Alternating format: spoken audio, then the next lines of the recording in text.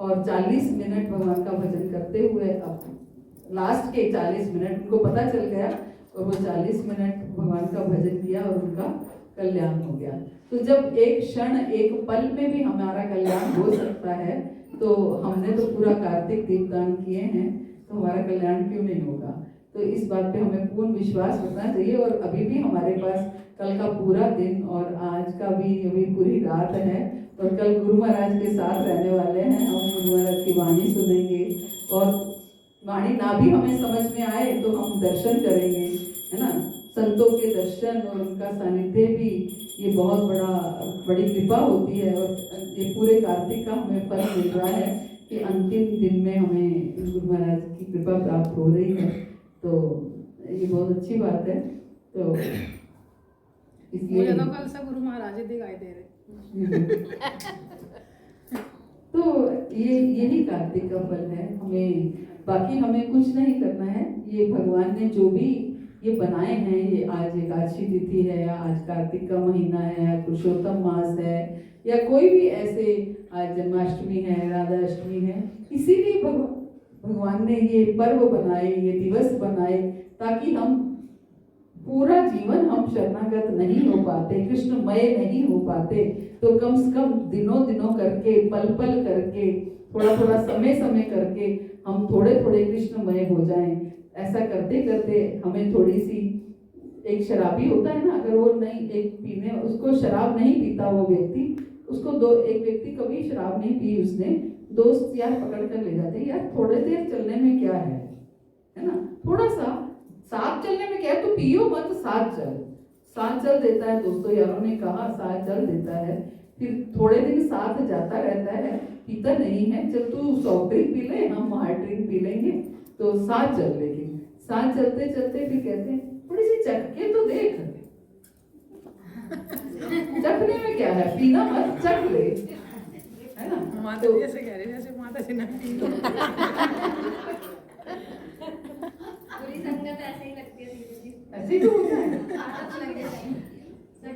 तो फिर वो चख लिया उसने, चखते चखते चखते धीरे धीरे वो शराबी बन गया, आदत में आ गई। तो ऐसे ही भक्ति है। अगर भक्ति में कुछ नहीं, कोई जबरदस्ती भी पकड़ के ले गया कि चलो कार्तिक का महीना है, दीपदान हो रहा है, चलो आज कोई बात नहीं, दीप दिखा देंगे, एक दिन दिखा दिया, 2 दिन दिखा दे, धीरे धीरे ऐसे लत लग जाए हमें अगर, तो कितनी सुंदर बात है ये, है ना। भगवान की वो कृपा हो जाए।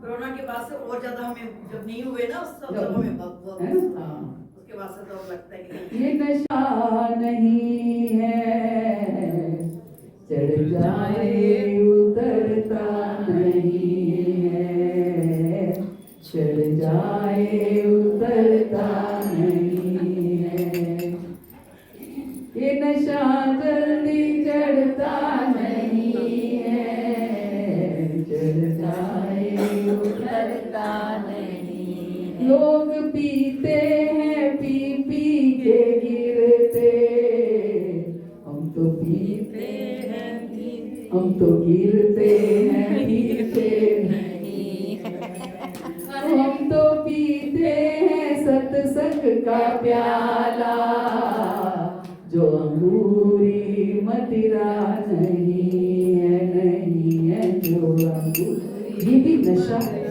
एक बार नशा लग जाता है ना, वो सच में नहीं उतरता। एक नाम लेने वाले व्यक्ति से आप पूछ के देखिए कि हम आपको लाखों रुपया दे देंगे, आप आज भजन मत करो, आज नाम मत लो, आज 16 माला रहने दो, क्या हो गया, एक दिन नहीं करोगे तो क्या फर्क पड़ जाएगा। आज दीपक मुझे लगा मम्मी जो तबियत ठीक नहीं, कोई बात नहीं, यही रहता रहा घर में, नहीं मैं तो चल गई। आज तो कार्तिक का मगर लास्ट मेरे घर में कहते हैं वैसे तबीयत खराब है, करीब 2 महीने से तबीयत खराब हो और चलने के लिए हो जाती है तैयार। सच में ये नशा, लेकिन ये नशा सबको चढ़ता नहीं है, सबको ये लत लगती नहीं है। अगर लग जाती है तो बहुत सुंदर लत है ये। तो क्योंकि इसी के लिए हम ऐसा नशा चढ़ाने के लिए तो हम आए हैं, लेकिन होता क्या है, भौतिक नशे और चढ़ जाते हैं, तो लेकिन ये नशा जो है बीच में दब जाता है। करना यही है कि हम सत्संग की लत लग जाए, हमें सत्संग अच्छा लगे, भगवान का नाम अच्छा लगे। होगा क्या भगवान का, क्योंकि भगवान का नाम ही लेंगे तो भी हमारा शुद्धिकरण होगा। नाम लेंगे तो नाम के लेते लेते लेते शुद्ध होंगे हम, और फिर हमारे आगे भगवान का स्वरूप रूप जो है आगे प्रस्फुटित होगा। जैसे हम नाम लेंगे तो भगवान का रूप प्रस्फुटित होगा। आप देखो, कभी आप अच्छे से माला करके देखो, आंख बंद करके देखिए, आपको भगवान का स्वरूप दिखता है या नहीं दिखता है ना? तो फिर स्वरूप प्रस्फुटित होगा, धीरे धीरे और आगे बढ़ेंगे तो भगवान की लीलाएं प्रस्फुटित होंगी। भगवान के फिर क्या होगा, भगवान के जो गुण हैं वो धीरे धीरे आपके अंदर आने शुरू हो जाएंगे। तो यही करना है हमें, अपने आप को बदल, कहते हैं ना कि नाम लेने से हम बदल जाते हैं। कैसे बदल जाते हैं कि भगवान के गुण अणु अणु मात्रा में हमारे अंदर आने शुरू हो जाते हैं, क्योंकि जिसके साथ हम रहते हैं ज्यादा समय उसी के गुण हमारे अंदर आ जाते हैं। शराबी के साथ रहते हैं तो शराबी के गुण आते हैं, और कोई वैसे कोई बिगड़े हुए व्यक्ति के साथ रहते हैं उसके गुण आ जाते हैं। किसी के साथ रहते, कोई अच्छे व्यक्ति के साथ रहते हैं उसके गुण आ रहते हैं। जब हमेशा भगवान के भक्तों का संग करेंगे, भगवान का संग करेंगे, भगवान की कथाओं का संग करेंगे, भगवान के दर्शन करेंगे तो भगवान के भी गुण आने धीरे धीरे शुरू हो जाएंगे। और कौन नहीं चाहता कि हमारे अंदर भगवान के गुण आए? कोई ऐसा है जो नहीं चाहता? सब चाहते हैं कि नहीं चाहते कि भगवान के गुण हमारे अंदर आ जाए? सभी चाहते हैं, है ना? सभी चाहते हैं। तो उसके लिए यही है कि हम नियमित रूप से भगवान का भजन करते रहें, नियमित रूप से साधन करते रहें, नियमित रूप से संग करते रहें, तो अवश्य हमारे ऊपर भी ये रंग चढ़ जाएगा, है ना? रंग चढ़ जाएगा। तो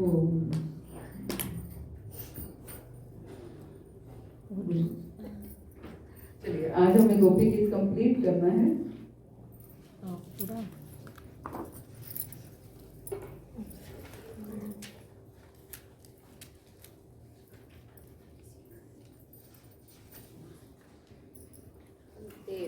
मेरी मदर इन लॉ गाया करती थी ज्यादा।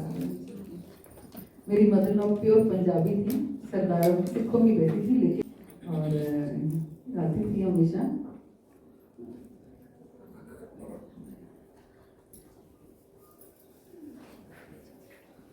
किथों रंगवाइया खां पुछया ललारिया, किथों रंगवाइया खां पुछया ललारिया, जदों तेरे नाम दिया चढ़िया कुमारिया, किथों रंगवाइया खां पुछया ललारिया, जदों तेरे नाम दिया चढ़िया कुमारिया। इसको समझ में आया? आ गया आपको? थोड़ी सी पंजाबी बताओ कि आप नाम का किससे कुमार। आप तो पंजाबी पढ़े हो ना? किससे आपने ऐसे नैनो लगाए कि तब से कि ऐसी खुमारी चढ़ी है कि तुझे देखे बिना हम रह नहीं सकते। मेरे होठ का जो जादू है वो हमारी आंखों में समाया हुआ है। अभी तो खुमारी चढ़ी ये मेरा नाम है चढ़िया कुमारियां। हाँ। सारे मुझसे देख के पूछते हैं कि तेरा किसके हाँ, साथ? सारे मुझसे देख के पूछते हैं कि तेरी आंखों में ऐसा क्या नशा है, कौन सी खुमारी चढ़ गई है, कौन सी नाम, ये कैसी खुमारी है? तो कौन सी खुमारी है? कि नाम की खुमारी है। नाम की खुमारी जब मेरी आंखों में चढ़ गई है तो सारे मेरे से पूछ रहे हैं कि कौन सी खुमारी चढ़ी हुई है, कि ऐसा लग रहा है कि तुम नशे में हो। जैसे जब नाम की खुमारी चढ़ती है तो सबको ऐसा लग रहा है मैं नशे में हूँ, है ना? ये नाम की खुमारी है। तो हम कौन से श्लोक पे थे?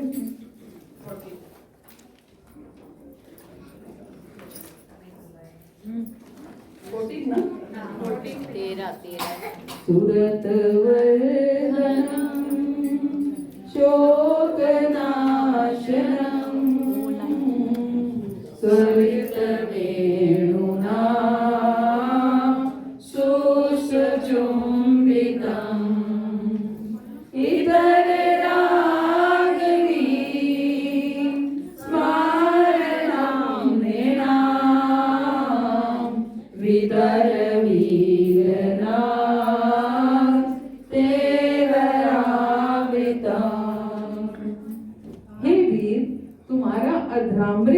मिलन सुख की आकांक्षा को बढ़ाने वाला है। वह विरह जन्य शोक संताप को नष्ट करने वाला है।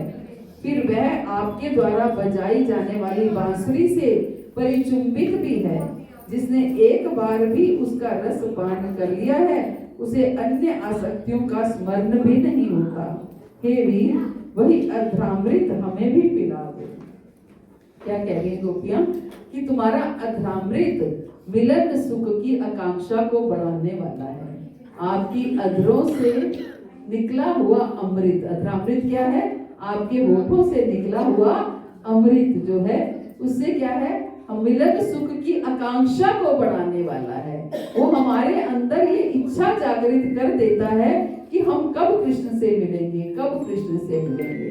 होता क्या है, हमारे आचार्य कहते हैं कि भगवान से मिलना इतना कठिन नहीं है, भगवान से मिलने की चाह उत्पन्न करना ये कठिन है ना। करना क्या है जीवन में? हमारे अंदर वो आकांक्षा, वो चाहना उत्पन्न हो जाए कि हमें कृष्ण से मिलना है, कृष्ण को प्राप्त करना है, कृष्ण को प्रेम करना है, इसकी चाहना, इसकी इच्छा उत्पन्न हो जाए। क्योंकि जिस चीज की जीव के अंदर इच्छा उत्पन्न हो जाती है, लालसा उत्पन्न हो जाती है, फिर वो जीव उसको प्राप्त करके ही रहता है। जब तक हमारे अंदर आकांक्षा उत्पन्न नहीं होगी, इच्छा उत्पन्न नहीं होगी, तब तक हम उसके लिए प्रयास नहीं करेंगे। तो गोपियां क्या कह रही हैं कि आपके अधरों से निकले हुए अमृत का रस पान करने से मिलन सुख की आकांक्षा उत्पन्न हो जाती है, बढ़ाने वाला है। ये विरह जन्य शोक संताप को नष्ट करने वाला है कि जो भगवान से विरह उत्पन्न होता है उसके शोक को भी नष्ट करने वाला है। क्यों नष्ट करने वाला है? क्योंकि आकांक्षा उत्पन्न हो जाती है मिलन की। जहां मिलन की आकांक्षा उत्पन्न हो गई, वहां शोक जो है वो नष्ट हो गया। फिर वह आपके द्वारा बजाई जाने वाली बांसुरी से परिचुंबित भी है। फिर क्या? वह आपके द्वारा बजाई जाने वाली बांसुरी से परिचुंबित है। जो अधरामृत है वो क्या है? आपके द्वारा कहां से निकला है? वो आपकी बांसुरी जब आप बजाते हो तो आपका अधरामृत जो है उस बांसुरी से लगता है। आप उस बांसुरी का चुंबन करते हो, आप उस बांसुरी पर अपने अधर रखते हो। जिसने एक बार भी इस रस पान को पी लिया है, जिसने एक बार भी इस अधर के अमृत को पी लिया है, उसे अन्य आसक्तियों का स्मरण भी नहीं होता। जिसने एक बार भी इस रस के पान को पी लिया है, इस अधरामृत को पी लिया है, इसका रस पान कर लिया है, उसको कभी भी अन्य आसक्तियों का स्मरण नहीं होता। वही अधरामृत हमें पिला दो। गोपियां प्रार्थना कर रही हैं, वही अधरामृत हमें पिला दो। तो गोपियों को तो अधरामृत प्राप्त हो जाएगा, हमें अधरामृत कैसे प्राप्त होगा? जब भगवान का हम उच्छिष्ट खाते हैं तो वो अधरामृत है ना। भगवान का भोग जब हम खाते हैं तो वो भगवान का अधरामृत ही है जो हमें प्राप्त होता है।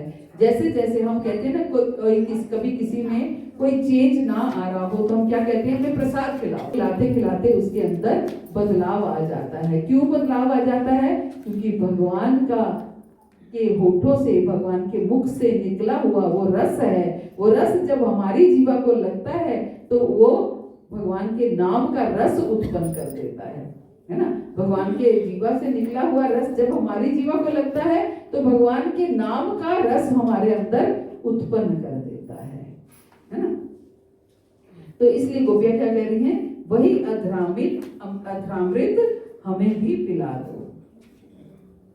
तो इच्छाएं जो हैं जीव के अंदर बहुत होती हैं कि भौतिक इच्छाओं को लेकर जीव सारा जीवन जो है भटकता रहता है। कभी धन की, कभी शरीर की, कभी संतान की, कभी धन एजुकेशन की, किसी भी तरीके की, मकान हो, गाड़ी हो, कैसा भी हमारी आकांक्षाएं जो हैं वो हमारे हृदय में जागृत होती रहती हैं। लेकिन इच्छाएं होना ये जीव के लिए ये संभव नहीं है कि इच्छाएं समाप्त हो जाएं, है ना। जीव के लिए ये संभव नहीं है कि इच्छाएं समाप्त हो जाएं। लेकिन वो इच्छाएं जो हैं परिवर्तित की जा सकती हैं, है ना, परिवर्तित हो सकती हैं। तो जैसे गोपियों को क्या इच्छा हो रही है कि हम आपके रसा अधरामृत को पी पाए, हमारे अंदर आपके मिलन की आकांक्षा उत्पन्न हो जाए, मिलन सुख की आकांक्षा उत्पन्न हो जाए। तो इच्छा तो गोपियां भी कर रही हैं, हम ये नहीं कह सकते कि वो इच्छा नहीं कर रही हैं, इच्छा कर रही हैं, लेकिन उनकी इच्छा क्या है? शुद्ध इच्छा है। हम लोग, हमारी इच्छाएं क्या होती हैं? दूषित इच्छाएं होती हैं, सब भौतिक जगत से संबंधित इच्छाएं होती हैं। तो हम अपनी इच्छाएं समाप्त नहीं कर सकते, लेकिन इच्छाओं में परिवर्तन कर सकते हैं। यही करना है, धीरे धीरे इच्छाओं को भौतिक से आध्यात्मिक बनाना है। आगे कहते हैं गोपियां, अटति यद भवान हानि कारणम त्रुटि युगायते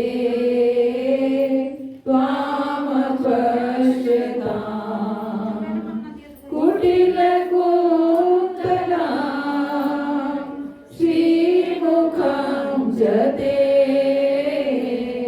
जड़ उदीश्यता पक्ष्मकृदृशा।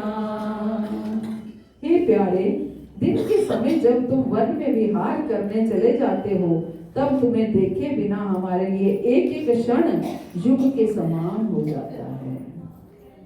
दिन के समय जब तुम वन में विहार करने चले जाते हो, तो तुम्हें देखे बिना हमारे लिए एक एक क्षण युग के समान हो जाता है। और जब तुम संध्या के समय लौटते हो, तब घुंघराले बालों से शोभित तुम्हारा मुखार विंद हम देखती हैं। उस समय पलकों का गिरना भी हमारे लिए भार हो जाता है।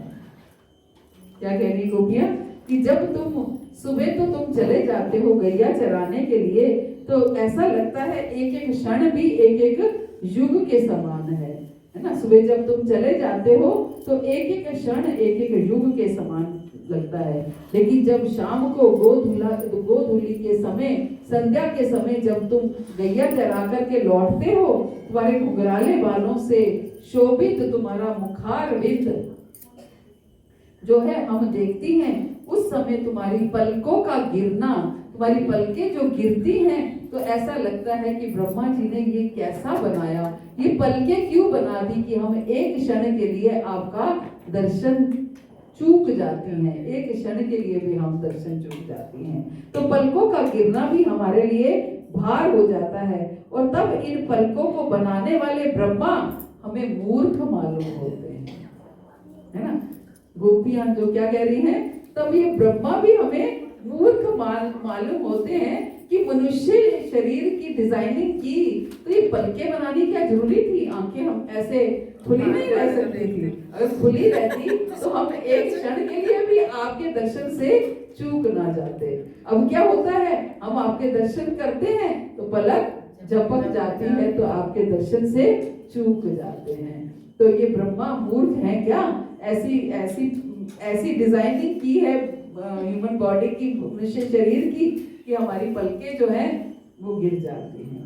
तो गोपियों को इतना एक पलक भर भी दर्शन से वो वंचित नहीं रहना चाहती हैं।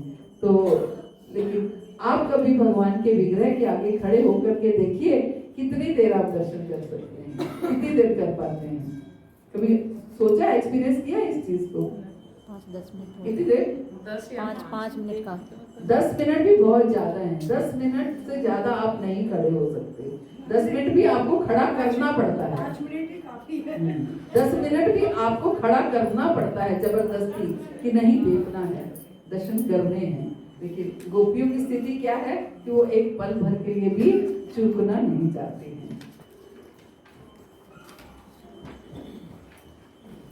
पति सुतान्वया पात्र बांधवा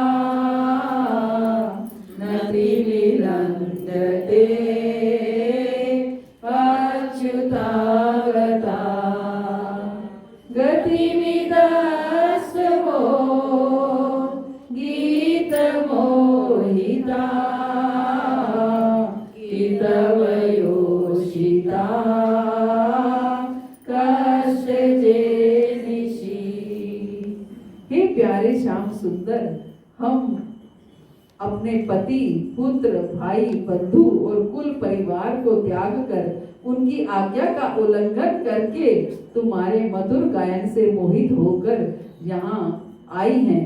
हे कपटी, इस प्रकार रात्रि के समय आई हुई युवतियों का तुम्हारे सिवा और कौन छोड़ सकता है? क्या कह रही है? कृष्ण को कपटी कह रही है ना? इतना अधिकार होना चाहिए भगवान के ऊपर, हम कुछ भी कह पाए। क्या कह रही है? कपटी कह रही है। क्यों कह रही है?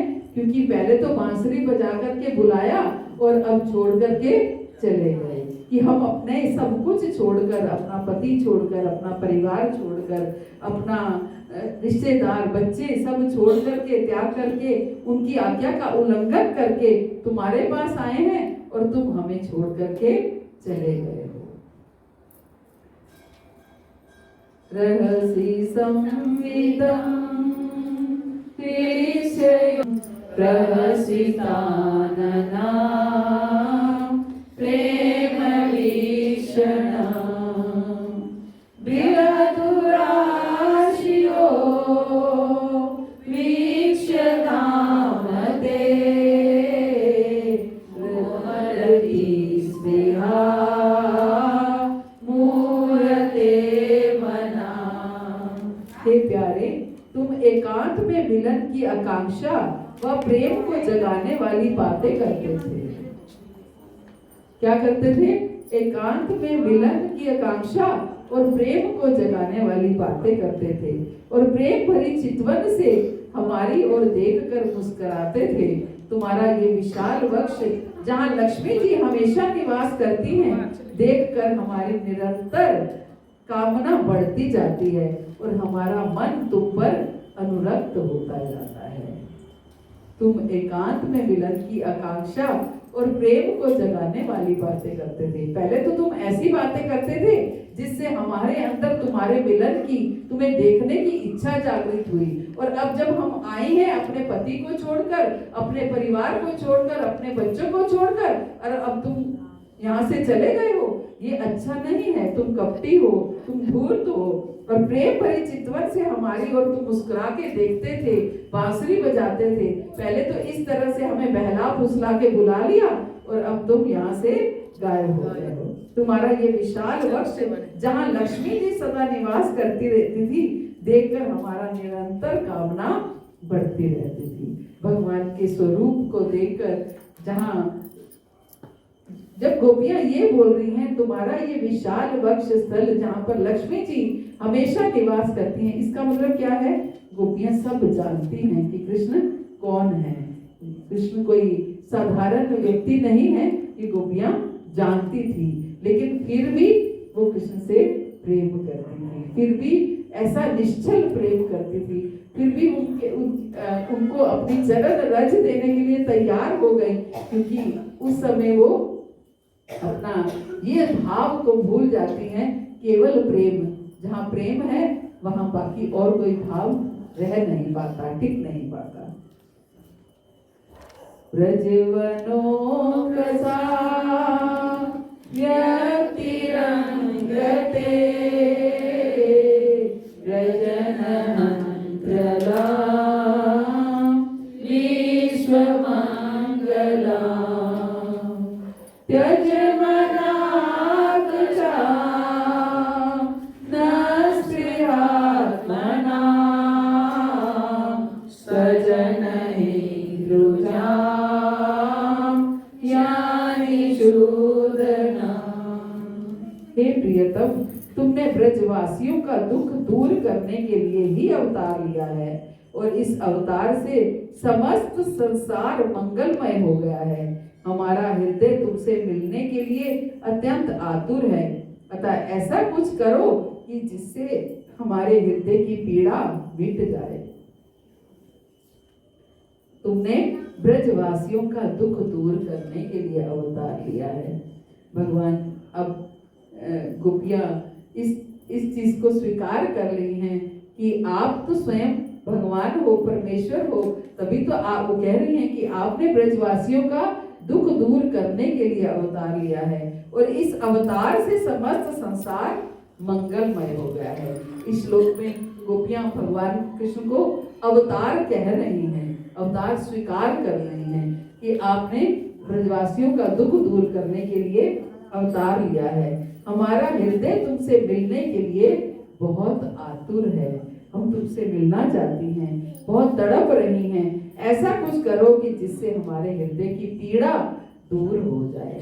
गोपियां ये गोपी गीत जब गाती हैं, रोते हुए, क्रंदन करते हुए, एक एक पेड़ पौधे से बात करते हुए, पूछते हुए तब ये गाती हैं। विरह की अग्नि में जल रही हैं और उस अग्नि से स्वतः ही उनके हृदय में ये गीत उभर रहा है ना? पत्ते में ढूंढती है ना? एक पत्ती में ढूंढती है। यत्ते सुजाचरणाभुस्तनेषु गीतासने प्रियधीमहि कर्कशेषु तेनार्विमर्षि तद्व्यतलेना किंस्मिता उपाधि विभ्रमति दीर्घवदायुषाम्ना। हे प्रिय, तुम्हारे चरण कमल से भी सुकुमार हैं। उन्हें हम अपने कठोर स्तनों पर डरते डरते बहुत धीरे से रखते हैं। अपने स्तनों को भी कठोर बता रही हैं कि आपके चरण इतने मुलायम हैं, इतने सॉफ्ट हैं, इतने कमल के समान सुकुमार हैं। जैसे कमल की पंखुड़ियां क्या होती हैं, इतनी मुलायम होती हैं, आपके चरण इतने सुकुमार हैं कि हम अपने स्तनों पर उनको रखें तो ऐसा लगता है कहीं आपको चुभे ना, कठोर ना लगे। और डरते डरते धीरे से रखती हैं और कहीं उन्हें चोट ना लग जाए। और तुम उन्हीं चरणों से घनघोर जंगल में भटक रहे हो और वही चरण लेकर के तुम लुप्त हो गए हो। पता नहीं कहाँ जंगल में भटक रहे होंगे, कंटीले रास्ते होंगे, पत्थर होंगे, झाड़ियां होंगी, कहाँ तुम चल रहे होंगे। हे कृष्ण तुम लौट आओ, हे कृष्ण तुम लौट आओ। कहीं तुम उन चरणों को, तुम्हारे चरणों को चोट ना लग जाए, यही सोचकर हमें चक्कर आ रहा है ना? कहीं ये सोच करके ये दुख नहीं है कि हमें छोड़कर चले गए, ये दुख हो रहा है कि उन चरणों को आप कंटीले रास्तों पर लेके गए होंगे, पत्थर होंगे, आपको चोट लग रही होगी, आप उन चरणों को चोट ना लगे ये सोचकर हमें चक्कर आ रहे हैं। हे प्रभु, हम तो बस तुम्हारे लिए जी रही हैं। तो इस तरीके से गोपियां जो हैं वो प्रार्थनाएं कर रही हैं, क्रंदन कर रही हैं, रो रो के गिड़गिड़ा के कृष्ण से वापिस आने का निवेदन कर रही हैं। कभी और साथ में ये इस चीज की चिंता भी कर रही हैं कि आपके जो चरण हैं वो कमल के समान हैं और आप जब इनको कंटीले रास्तों पर रखोगे तो वो चुभेंगे, आपको दुख होगा, दर्द होगा, तो आप लौट आओ। तो इस तरीके से गोपियां जो है पूरा रास नृत्य से जब भगवान गोपियों के जो क्रंदन को देख करके रह नहीं पाते हैं, भाव विभोर हो जाते हैं और फिर वापस लौट आते हैं। और फिर ये जो रास, महारास जो होता है वो उसके बाद होता है।